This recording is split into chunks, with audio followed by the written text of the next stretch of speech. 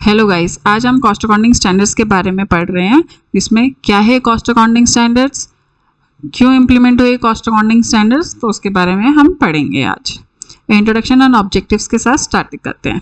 हमारी जैसे government bodies हैं, institute of cost accountant of India है, इनको एक नीड लगी कि वहाँ हमारे को एक स्ट्रक्चर अप्रोच होना चाहिए जिसमें हम अपनी कॉस्ट को मेजर कर सकें ईजिली। हमारे जो मैन्युफैक्चरिंग और सर्विस सेक्टर होते हैं उसके अंदर अगर हम ये स्ट्रक्चर अप्रोच कर लेते हैं तो हम अपने यूजर्स को गाइडलाइंस भी दे सकते हैं, गवर्नमेंट बॉडीज़ को भी, so that to achieve uniformity and consistency in our records. So that will be easily classification and measurement and assignment of cost can be of a products can be easily done. So ये हमारे जो cost accounting standards board थे, इन्होंने ये implement किया cost accounting standards. Cost accounting standards are like basically guidelines होती है company के लिए, सारी कंपनीज के लिए होती हैं, जो कॉस्ट ट्रीटमेंट का कैसे कौन से हेड में कौन सा कॉस्ट को कौन से हेड में डालना है, कौन से को में नहीं डालना है, वो हम सबको स्पेसिफाई करता है, और जिससे हम अपनी कॉस्ट को ईजिली कंपेयर भी कर सकते हैं। अपने रिकॉर्ड्स को हमारे लाइक जो भी हमारे को ये गाइडलाइंस देते हैं उसके अंदर रहते रहते हम अपने रिकॉर्ड्स को भी कॉस्ट रिकॉर्ड्स को भी कंप्लीट अच्छे से कर सकते हैं विद यूनिफॉर्मिटी एंड कंसिस्टेंसी के साथ। The utilities of cost accounting standards, like they provide a structure approach to measurement of cost in manufacturing. उन्होंने हमें एक स्ट्रक्चर अप्रोच जैसे कहते हैं हम एक फ्रेम दे दिया कि ये ले लो आप फ्रेम, इसके अंदर अकॉर्डिंगली आप अपनी कॉस्ट को मेजर कर लो, चाहे वो मैन्युफैक्चरिंग सेक्टर हो चाहे सर्विस सेक्टर हो उसके लिए। Integrate, harmonise and standardise cost accordingly cost accounting principle and practice. It is to bring conformity with our standards in order to assign or assure.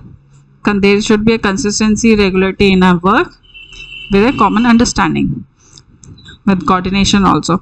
Provide guidance to users to achieve uniformity and consistency in classification, measurement, assignment and allocation of cost products. As discussed earlier, there should be an uniformity and consistency by giving proper guidelines to them. Arrive at the basis of computing the cost of product, activity or service required by legal or regulatory bodies. Enable practice members to make use of cost accounting standards in the attestation of general purpose cost statement. Every cost accountant should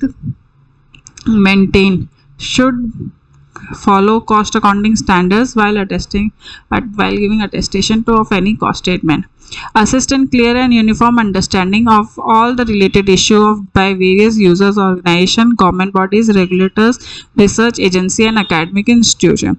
They should be uniform and understanding with our government bodies like MCA.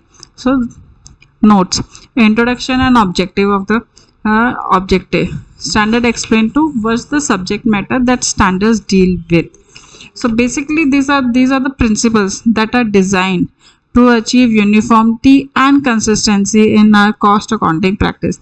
That is how to measure our cost and how to assign the same cost. That is going to bring uniformity and consistency.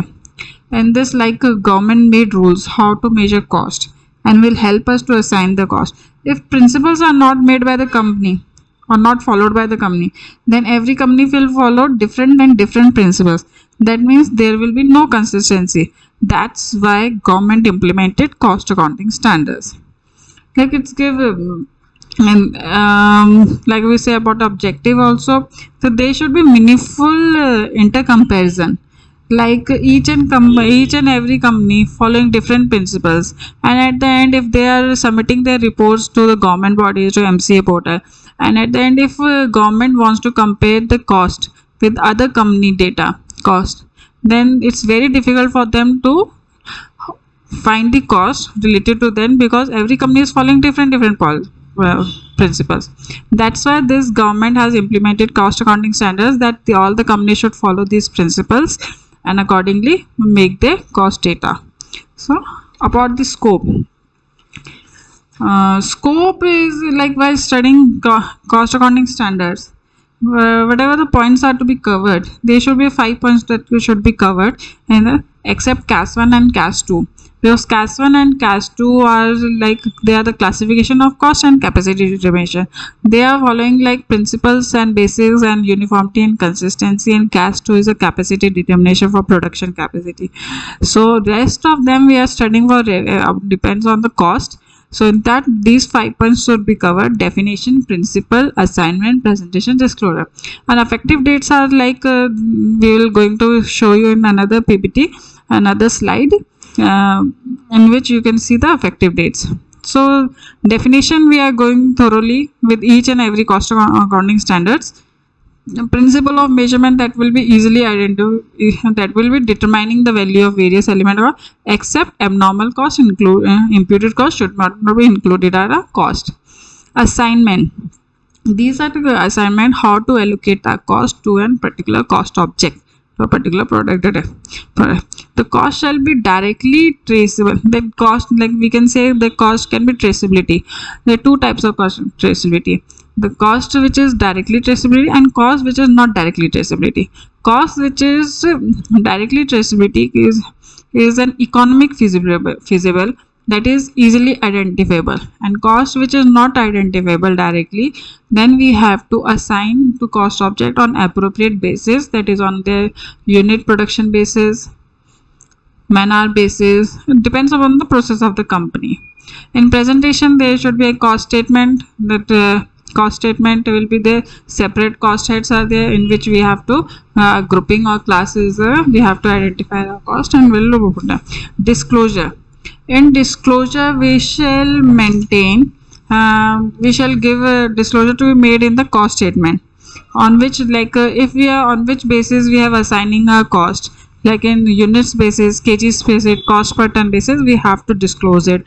Second one is like abnormal cost. Third one is like any subsidy, any amount incurred in foreign exchange, amount paid to related party. These are kinds of a disclosure we should made. And always disclosure should be made in cost statement, or as a footnote, or as a separate schedule. So, and effective dates, then this next PPT you can see that there are the effective dates for the cost accounting standards 1 to 24. So there is one more thing, that there are 4 types of cost accounting standard. So let's discuss. First one is classification of cost, CAS 1, that in which we are going to study principle and basis, and so that there will be a uniformity and consistency, and with all other definitions also we are going to cover in this.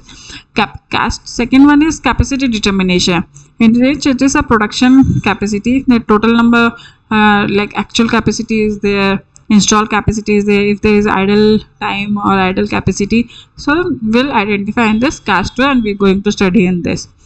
The third, from third to CAS 23rd, this is a third type of cost accounting standard, in which deals with like various costs only.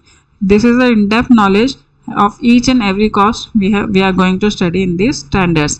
And fourth and not least, CAS 24, treatment of revenue in cost statement. In this revenue, they are going to tell which revenue is not included, which cost is not to be included. We're going to discuss in this CAS 24. So guys, I hope I make you understand in depth totally. So we'll meet you soon in next session with CAS 1. Thank you.